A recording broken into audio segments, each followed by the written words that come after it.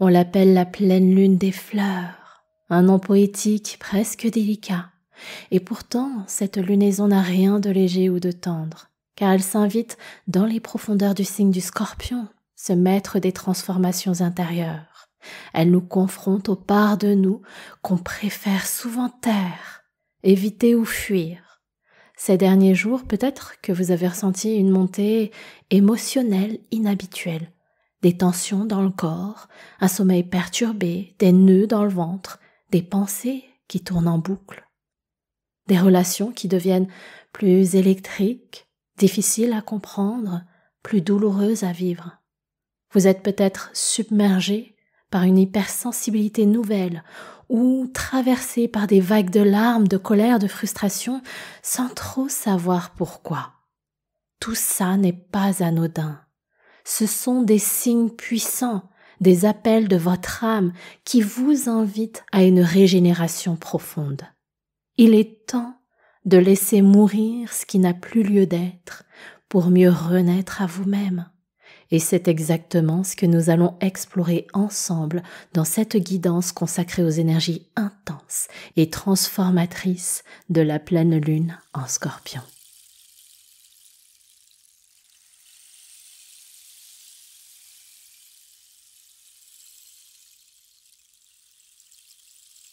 Namasté mes amis, au moment où j'enregistre ce bulletin des énergies célestes, j'espère que vous vous portez bien et que vous arrivez à nager dans les eaux troubles de cette intense pleine lune. Je vous souhaite chaleureusement la bienvenue dans cet espace de douceur et d'amour dans lequel je vais vous apporter quelques éclairages pour danser, nager au mieux avec les vibrations de cette lunaison.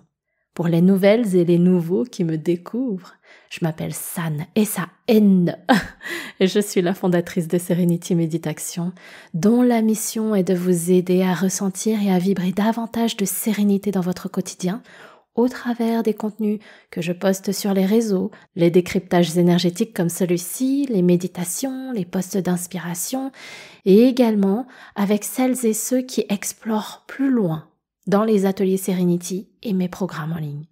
Dans les bulletins des énergies célestes, je décrypte les énergies des lunaisons et des portails énergétiques pour que vous compreniez comment elles peuvent vous impacter et comment vous pouvez mieux vivre ces phases qui sont très chargées vibratoirement en les mettant à votre service, en les utilisant à votre avantage plutôt que de les subir. Donc si vous avez envie de rejoindre notre belle communauté, abonnez-vous, activez la cloche de notification pour être informé des prochains contenus. Bien, ceci étant dit, on peut commencer notre capsule du jour. La pleine lune se manifestera lundi 12 mai à 18h55 heure de Paris dans le 22e degré du signe du Scorpion, opposé au soleil en Taureau. On l'appelle la pleine lune des fleurs parce qu'elle se produit au moment où les plantes et les fleurs atteignent leur pleine floraison, ce qui est un très beau symbole de croissance, d'épanouissement, de beauté, de vie et de transformation. Ce nom très romantique et poétique ne reflète malheureusement pas les vibrations de cette lunaison qui s'annonce déjà ultra chargée émotionnellement. En temps normal, les pleines lunes sont déjà très puissantes. Elles nous fascinent depuis la nuit des temps. On les admire pour leur beauté, pour leur lumière hypnotique. On pratique des rituels en leur honneur. Et leurs vibrations peuvent avoir un impact puissant sur nous. Un impact dérangeant comme les émotions exacerbées, les insomnies, le sommeil perturbé, de la fatigue, de l'irritabilité. C'est tellement puissant que c'en est déroutant. Selon le voyage de cette pleine lune dans les signes du zodiaque, elle se teinte des énergies du signe en question. Et là, en l'occurrence, elle voyage dans les eaux profondes du Scorpion. Ce n'est donc pas une lune ordinaire. Celle-ci va venir nous chercher très profondément dans les parties les plus sombres de notre monde intérieur. Dans la nuit noire, la pleine lune met en lumière l'ombre de notre inconscient dans l'intention qu'on le prenne enfin en considération, sans complainte, mais avec beaucoup de compassion pour le libérer, le soigner. On a cette opposition de la lune et du soleil à chaque pleine lune. Dans cette configuration, la lune en Scorpion représente le monde invisible, les mystères cachés, les attachements inconscients, les pulsions profondes, la mort symbolique, tout ce qu'il est temps de laisser derrière nous. À l'image du serpent qui mue, elle nous invite à nous délester de nos vieilles peaux, de nos anciennes croyances, de ce qui est devenu trop étroit, trop lourd, voire toxique, pour pouvoir renaître, plus vrai et plus libre. En face, on a le soleil en taureau, signe de terre, de stabilité, de sécurité et d'incarnation. Il représente la vie, la matière, les plaisirs simples, le corps, tout ce qui nous rattache au monde tangible, au monde terrestre. L'un éclaire le visible, l'autre nous pousse dans l'invisible. Et ensemble, ils nous rappellent ceci. Il est nécessaire, il faut laisser mourir ce qui doit l'être pour pouvoir renaître à soi. Mais cette renaissance ne peut advenir sans passer par les profondeurs de l'être. Le scorpion, archétype de la transformation, ne se contente pas de survoler la surface des choses. Il nous entraîne là où c'est viscéral, là où c'est parfois douloureux, mais surtout authentique. Le scorpion, c'est l'alchimiste du zodiaque. Il sait que pour que la lumière soit, il faut d'abord traverser par l'obscurité. Il porte en lui la destruction créatrice, le chaos fertile, la capacité à mourir à une ancienne version de soi pour faire naître quelque chose de radicalement nouveau. J'aime beaucoup cette image qui représente tout à fait les énergies de cette lune, c'est que dans les braises des enfers, le phénix trouve toujours la force de sa renaissance. Ou alors une autre image qui représente d'ailleurs mon logo, Serenity Meditation, c'est que dans les eaux marécageuses, boueuses et stagnantes, fleurit la magnifique fleur du lotus. Et pour en arriver là, on a besoin de ces cycles profonds de vie. Ces moments où on descend au fond de notre monde intérieur, où on se sent submergé par nos peurs, nos colères, nos blessures, nos attachements. Des courants puissants qui nous tirent vers le bas, vers le fond, et qui nous donnent parfois cette impression de perdre pied. Alors oui, ce sont des émotions intenses, déroutantes, voire violentes, mais elles sont là pour une raison, les amis. Elles contiennent des vérités que vous n'avez plus le luxe d'ignorer. Le scorpion ne fuit pas ces zones de turbulence. Signe d'eau fixe, il ressent tout avec intensité, mais il ne s'en détourne pas. Il plonge, il analyse, il accueille même l'inconfort parce qu'il sait que c'est là précisément que se joue sa guérison. Et lorsqu'il a vu, ressenti, compris et accepté, il fait le deuil, il coupe les liens, il transmute. Et c'est alors à ce moment-là qu'il remonte à la surface, plus fort, plus lucide, plus aligné. J'ai envie d'ajouter que le scorpion est gouverné par 2 planètes, Mars et Pluton, qui sont 2 puissances intérieures qui n'ont rien de léger. Pluton, c'est le maître des enfers, le dieu des enfers, planète de la destruction créatrice qui vient bouleverser les fondations même de notre inconscient. Il ne fait pas dans la demi-mesure. C'est le dieu des mondes souterrains, celui qui nous pousse à regarder ce que nous avons tenté de cacher, de fuir, d'enfouir bien profondément, en espérant ne jamais avoir à le revoir. Mais sous cette lunaison, Pluton vient tout faire remonter à la surface. Ce qu'on pensait avoir oublié ressurgit, souvent avec violence, virulence, comme un séisme intérieur. Des blessures non guéries, des secrets enterrés, des colères refoulées, des émotions qu'on a tues. Tout ce que l'on a stocké dans notre bunker émotionnel devient trop lourd, trop plein et explose. Et tout ça est accentué par un aspect particulièrement tendu avec le carré entre Mercure en Taureau et Pluton. Mercure, c'est notre manière de penser, de communiquer, d'échanger. Dans ce carré, il entre en friction avec Pluton, ce qui crée une tension explosive dans la sphère de la parole, de l'expression. C'est le moment où les mots qu'on a trop longtemps retenus jaillissent, où les silences pèsent trop lourd, où tout ce qui était tu ne peut plus l'être. Les secrets se dévoilent, les vérités éclatent. Ça peut sortir sous forme de reproches, d'une voix qui tremble de colère et de chagrin, après des semaines, voire des années de non-dits, parce qu'on n'a pas posé nos limites, parce qu'on n'a pas osé dire. Maintenant, tout déborde. Et même si c'est pas très confortable, c'est quand même une véritable purge. Peut-être que vous avez déjà vécu ce genre de discussion libératrice, un échange intense. Pour la première fois, vous êtes enfin exprimé sans masque, depuis un espace authentique, brut et vulnérable. Et même si ça a secoué sur le moment, ça a permis une mise à plat, un allègement, un nouveau souffle. Parfois même une réconciliation ou un renouveau dans la relation. Il y a certaines directions vers lesquelles ces relations n'existent plus aujourd'hui, et ça avait aussi son propre message, et d'autres relations qui justement en sortent renforcées. Ça peut être particulièrement virulent à vivre autant pour vous que pour les personnes en face. Et d'ailleurs, il y a également un autre aspect dans le ciel qui vient accentuer ça. C'est Uranus qui est conjoint au Soleil. Uranus, c'est la planète c'est le libérateur, l'éveilleur, le révolutionnaire du zodiaque. Il vient briser les chaînes, il provoque les prises de conscience fulgurantes, ça se passe très rapidement, des changements radicaux, des envies soudaines de respirer et de vivre différemment. Mais ça doit se faire radicalement, d'un coup et d'un seul. Uranus nous pousse à oser penser autrement, à nous affranchir des normes, à sortir de ce qui nous enferme. C'est la liberté qu'il réclame. Liberté de penser, de ressentir, de parler, d'exister pleinement. Et dans ce contexte, cette pleine lune peut marquer un tournant, une libération émotionnelle, un changement intérieur profond qui vous ouvre la voie vers plus d'authenticité, plus de vérité et plus de cohérence entre ce que vous ressentez et ce que vous exprimez. Uranus nous met face à une vérité tranchante. Si quelque chose dans ta vie n'est pas aligné, il faut arrêter de tricher. Arrête de faire comme si. Arrête de maintenir une façade. Parce qu'Uranus, conjoint au Soleil, ne fait pas dans la demi-mesure. C'est un véritable électrochoc. C'est, si tu veux, un peu comme une claque vibratoire qui te sort de ta torpeur.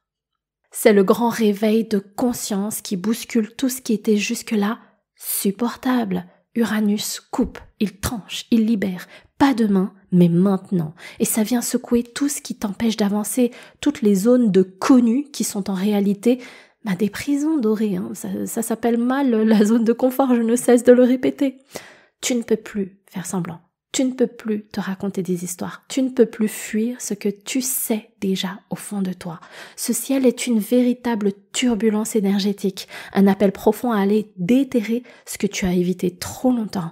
Il est temps de mettre de la lumière sur ces blocages que tu connais, tu en as conscience, tu les ressens, tu les nommes même, mais tu refuses encore de les transformer.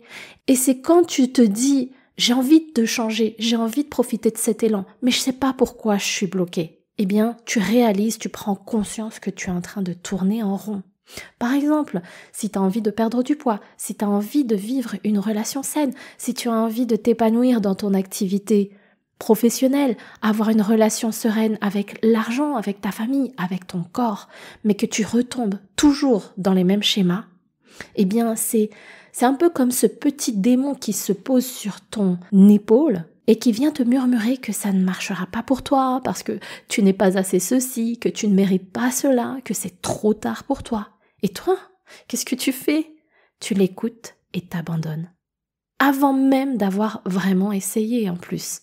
Et c'est là que cette pleine lune te met devant le miroir. Tu prends conscience que tu t'es menti à toi-même, que tu n'as pas assumé ta part de responsabilité, que tu as laissé les excuses et les injonctions extérieures prendre le pouvoir sur ton propre chemin. Et c'est ça qui fait mal. Ça te remue dans tes tripes. Les émotions sont violentes, brutes et inattendues. Elles réveillent les blessures du passé, des mémoires encore actives, des tensions dans ton corps. Ça se traduit comment? Dans ton corps, tu peux ressentir comme une boule au ventre, un nœud dans la gorge, des douleurs dans le dos, aux épaules, au bas du ventre, aux genoux. Des troubles qui peuvent être liés aussi à la vessie et aux organes génitaux, puisque ce sont les zones qui sont d'ailleurs associées au scorpion. Et ton sommeil peut être particulièrement perturbé, agité et épuisant. Et tu te dis peut-être que ça va passer. Une fois que la pleine lune sera passée, ce sera bon pour moi. Oui, c'est vrai, l'intensité redescendra. Mais tant que le fond du problème n'est pas vu, entendu, accueilli et guéri, il continuera à se représenter encore et encore sur ton chemin. Quand on dit que l'univers remet sur ton chemin des boulets jusqu'à ce que tu en apprennes la leçon et que tu transformes, c'est comme ça que ça va se traduire aussi. C'est comme ça qu'on appelle les schémas limitants. Et j'ai envie de te dire que c'est pas parce que cette lune, elle est super puissante, elle est super intense, qu'elle a le problème. Elle est juste un révélateur. Elle met en lumière ce qui est déjà là, ce que tu portes, et Si c'est là, c'est que t'es prêt, tu es à point pour le transformer. Il n'y a pas besoin d'attendre le bon moment. Ça n'existe pas, ça. Alors oui, ça fait mal, mais plus t'attendras et plus tu resteras dans cette boucle, dans ces cercles vicieux, et plus ce sera encore plus difficile pour toi d'amorcer la transformation, et plus ça fera mal.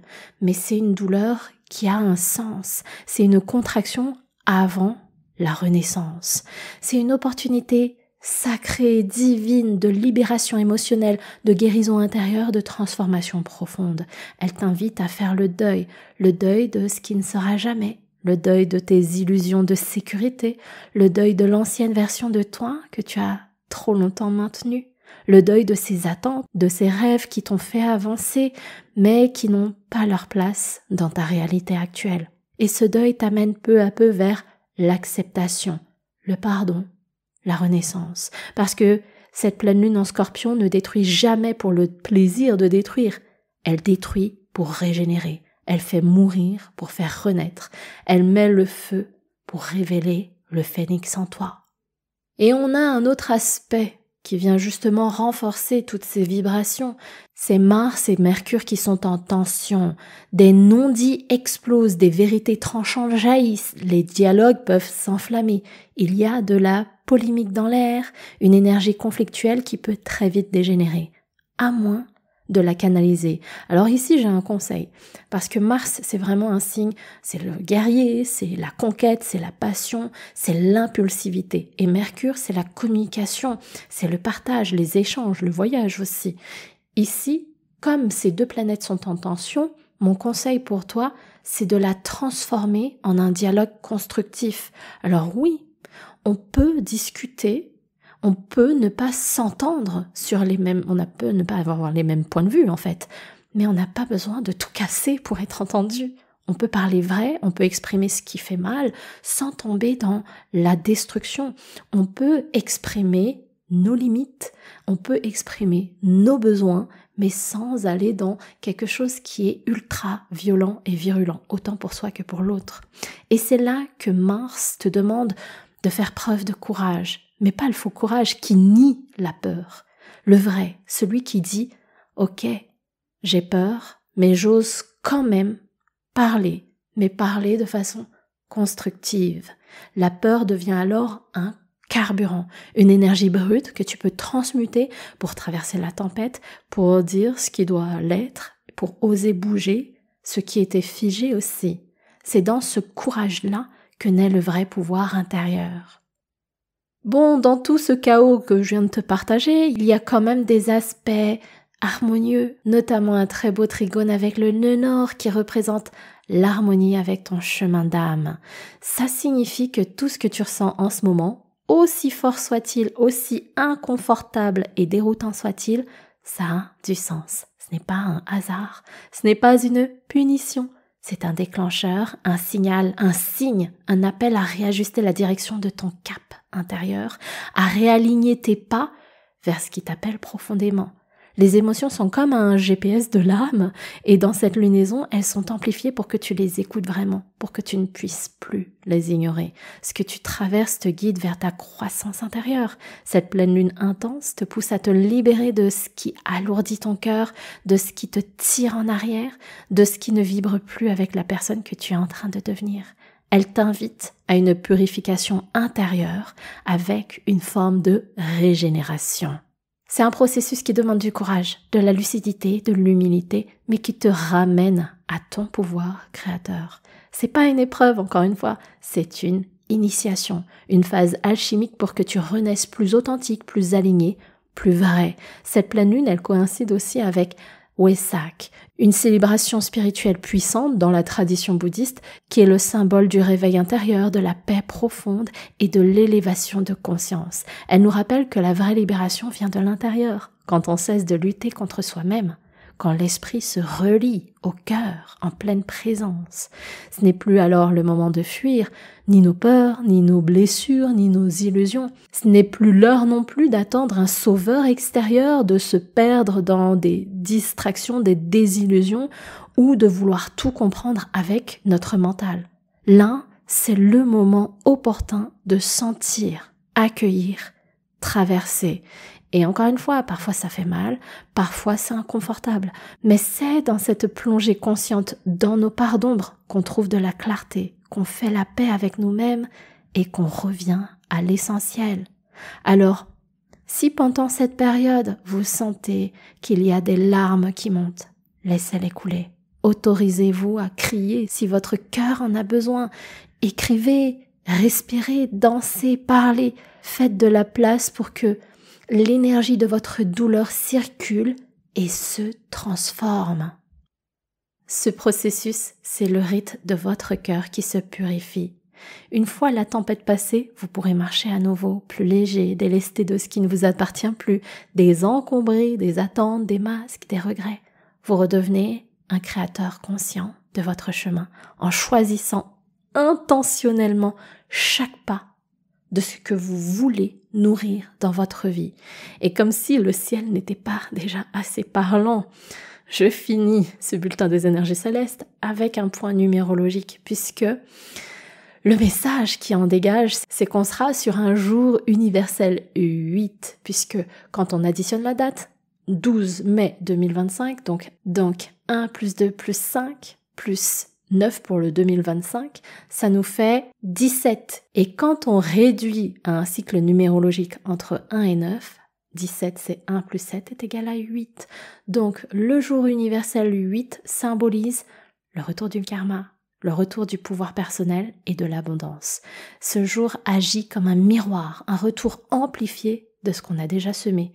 Mais encore une fois, c'est pas une punition, c'est une occasion magnifique de nous libérer des dettes énergétiques, des dettes karmiques, de faire la paix avec le passé et d'ouvrir grand les bras à la prospérité, à la fluidité, à la chance. Oui, puisque le 8 représente l'abondance. En déposant ainsi les fardeaux karmiques qu'on portait parfois depuis beaucoup trop longtemps, on réharmonise l'énergie de prospérité dans notre vie. On libère la voie pour que la circulation du donner et du recevoir soit plus fluide, naturelle et alignée.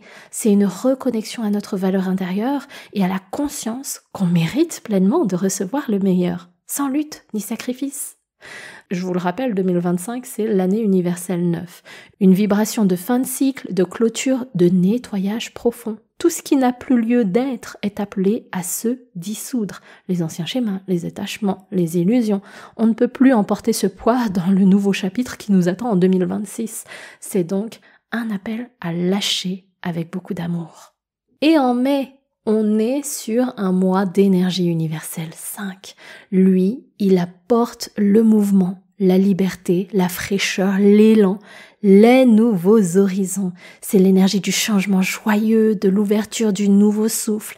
C'est comme ce moment où on contemple un coucher de soleil apaisé. On sent que quelque chose s'achève, mais au fond de soi, on sait que l'aube reviendra encore plus belle, encore plus alignée. On peut avancer, confiant, vers de nouveaux horizons.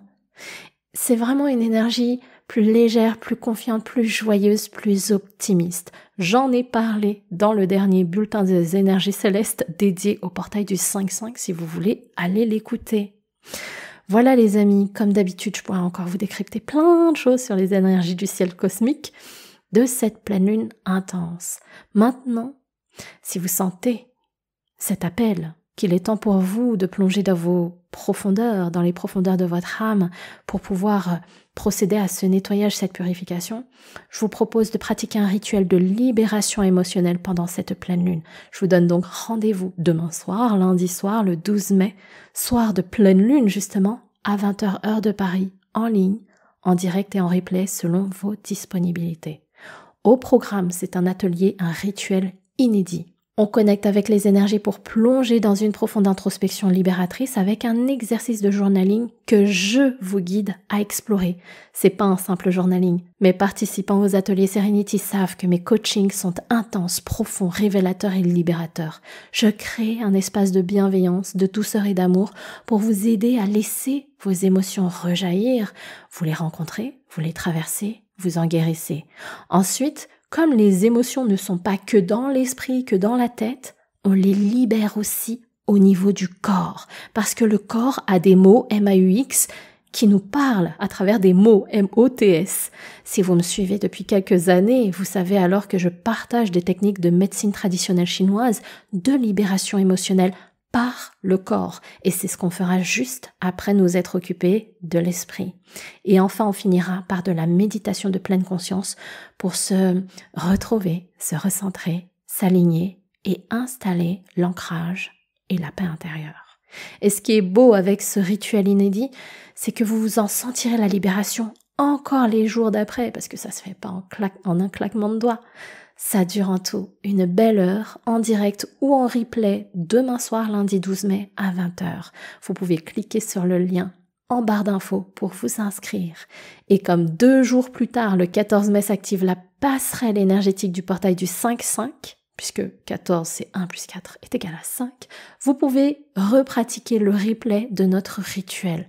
Si vous voulez bénéficier de la promotion sur les 3 ateliers de mai qui comprennent justement ce portail du 5-5, le rituel de pleine lune de demain soir et également celui de nouvelle lune en fin du mois, donc 3 ateliers sur ce mois de mai, je rouvre la promotion du pack jusqu'à lundi soir à minuit.